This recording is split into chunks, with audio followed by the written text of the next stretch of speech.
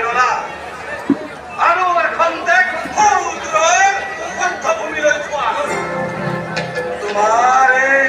কন্যা সন্তানটিক কিদৰে মই পাতত আছাৰে ইহলীলা সম্বৰণ কৰি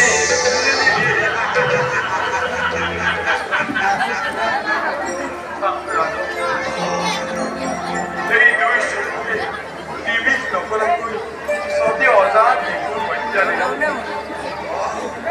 এই দুই চকুৰে দুখন নতুন সৃষ্টিৰ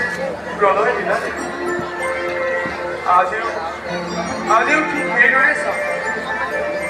বহুদেৱ তাৰ বাবে প্ৰস্তুত